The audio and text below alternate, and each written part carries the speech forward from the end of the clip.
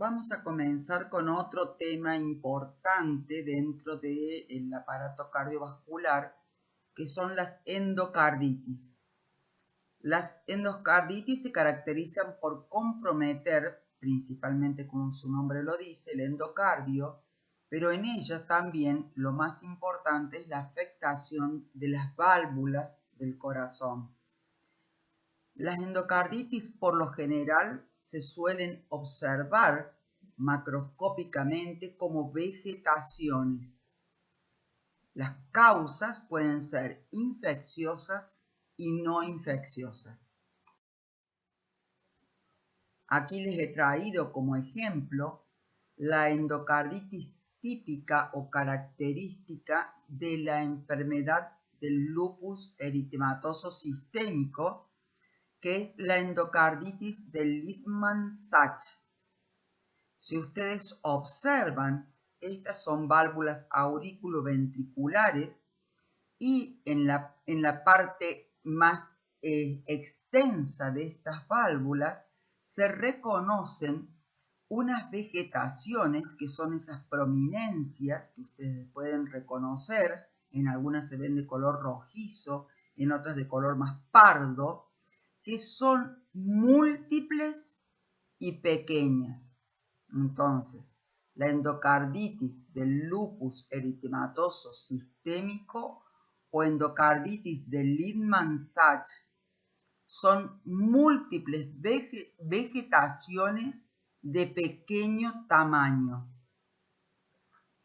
Para hacer la diferencia con otro tipo de endocarditis, en este caso infecciosa, que puede ser causada por distintos tipos etiológicos, que es la endocarditis bacteriana, que produce en las válvulas, principalmente del lado izquierdo, mitral y aórtica, estas vegetaciones de gran tamaño, friables, o sea que se pueden desgranar, que se pueden romper y que se pueden soltar hacia la circulación general e impactar en otros órganos, produciendo la presencia de abscesos que nosotros ya hemos reconocido según la etiología de estas endocarditis bacterianas.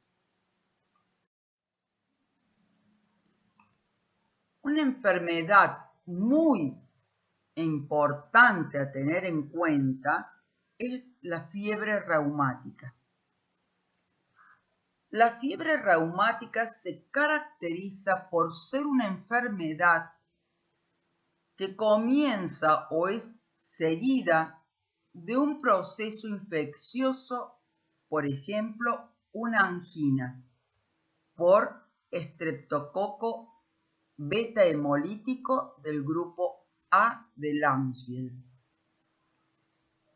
Este tipo de enfermedad infecciosa a nivel de la angina o de la boca o de otro lugar van a producir aproximadamente a las 2 semanas una reacción inmunitaria que va a repercutir predominantemente en el corazón. Por lo tanto, la etiología de la pancarditis, como así se llama, que ya les voy a explicar, es inmunitaria en respuesta a ese primer agente que se puso en contacto con nuestro paciente.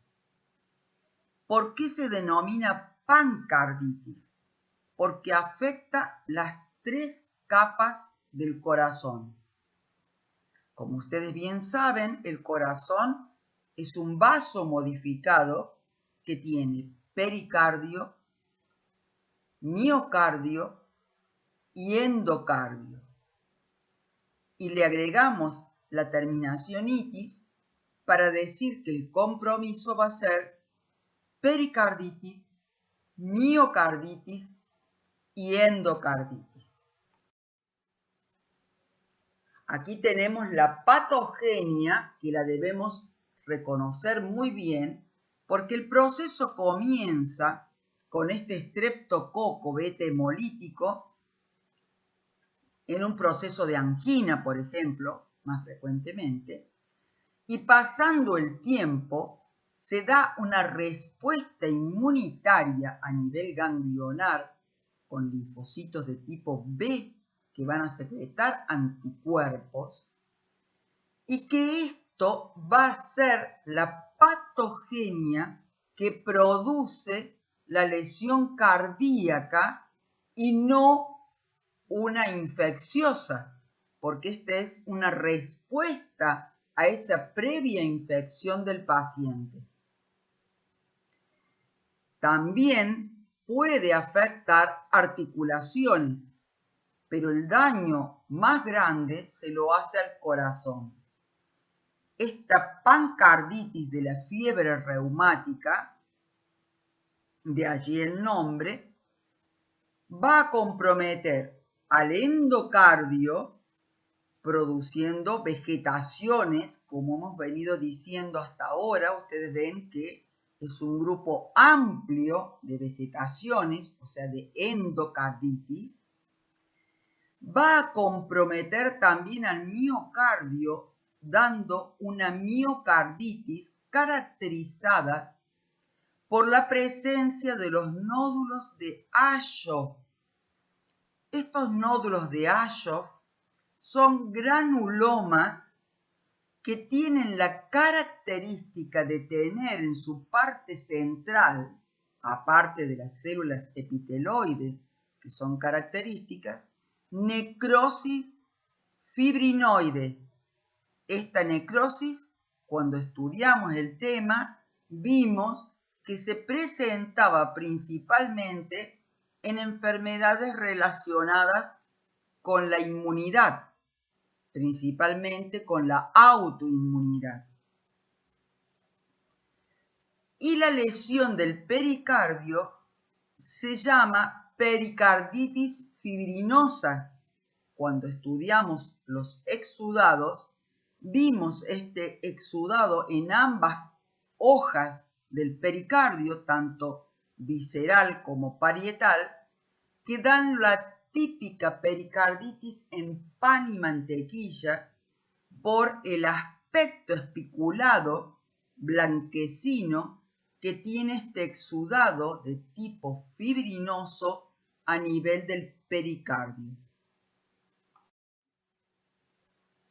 Acá ustedes tienen ya una complicación de tipo crónica en la endocarditis reumática. ¿Por qué crónica les digo? Porque ha fibrosado, ha estrechado y se puede también calcificar esta válvula que estamos observando aquí, muy lesionada y muy retraída. Bueno, el último tema que nos queda en este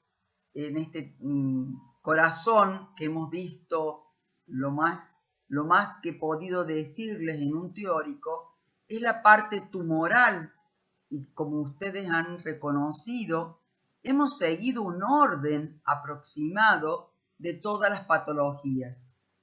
Por suerte, el corazón no es un órgano que se vea afectado frecuentemente por tumores.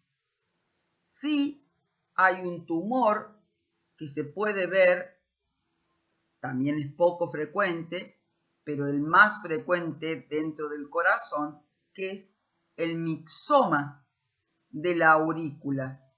Este mixoma de la aurícula es un tumor de tipo mixoide benigno. Por lo tanto, no vamos a nombrar tumores malignos, ya que son extremadamente infrecuentes. Aquí vemos una microfotografía de un tejido de tipo mixoide, que es lo que les decía recién, laxo, donde se puede ver esa esa sustancia de tipo mucoide, como disgregada, con poca celularidad y algunos eritrocitos dispersos. Bueno, en cuanto a patología de los vasos sanguíneos, vamos a recordar nuestra tan mencionada ateroesclerosis. La ateroesclerosis habíamos dicho que era un tipo de arterioesclerosis producida por la formación de las placas de ateroma.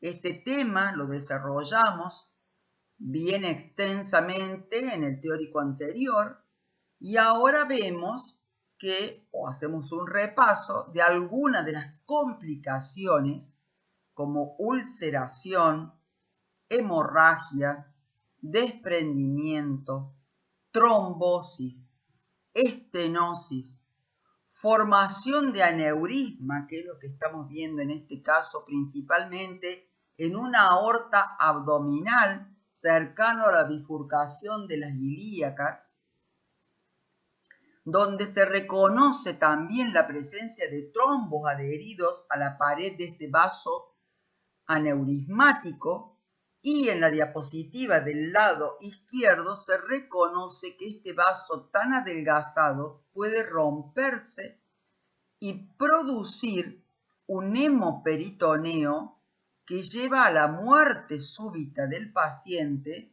por un shock hipovolémico.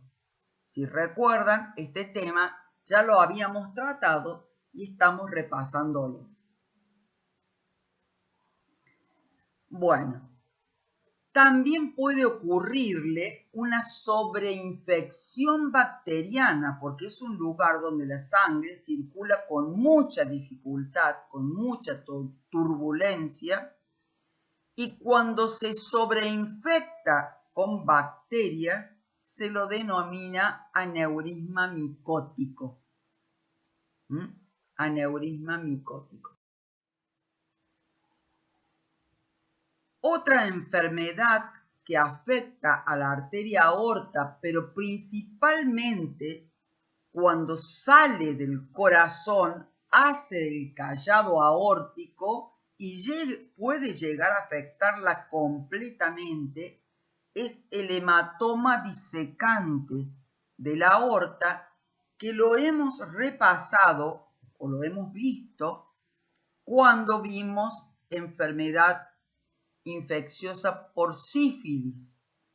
La sífilis tenía una afección de la capa media de la aorta que iba produciendo una forma disecante de la capa media por este hematoma que va progresando y separando a la aorta en dos partes, dejando hacia el lado del endotelio y hacia el lado del revestimiento que es la adventicia, y el hematoma en la parte central va abriendo la aorta. Un ejemplo, como bien les dije, es la sífilis, no es el único, pero quiero recordarles que esta enfermedad es la que principalmente causa la disección de la aorta en la parte torácica de la aorta, pero también lo hemos repasado en la enfermedad de Marfan. No sé si recuerdan bien, en la enfermedad de Marfan también se daba esta disección de la capa media de la aorta, pudiendo tener distintos tipos, la A o la B, que va a comprometer diferentes extensiones de la pared arterial. En la parte inferior se encuentra una microfotografía y se reconoce como teñido de negro la parte del hematoma que va disecando la parte media de la aorta. Aquí podemos ver cómo en el aneurisma sifilítico se da principalmente en lo que sería la salida de la aorta, callado aórtico y primera parte de aorta descendente, o sea, todo el sector que compromete a la aorta torácica.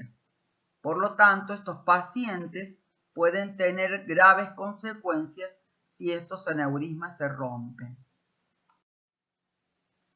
Y para darles un breve concepto de esta arteritis de la arteria temporal, que se denomina arteritis de células gigantes, lo podemos ver en personas mayores y reconocemos aquí la clínica cómo sobresalen estas arterias. Hay que ver que sea una arteria y no una vena, que tenga el latido, y si vemos la microfotografía, vemos la pared arterial completamente afectada por una inflamación de tipo difusa, pero también con presencia de células gigantes, que son las que están marcadas con la flecha negra.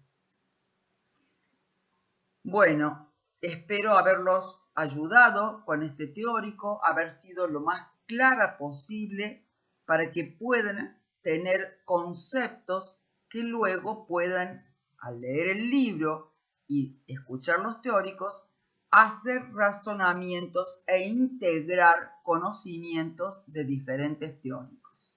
Hasta luego, muchas gracias.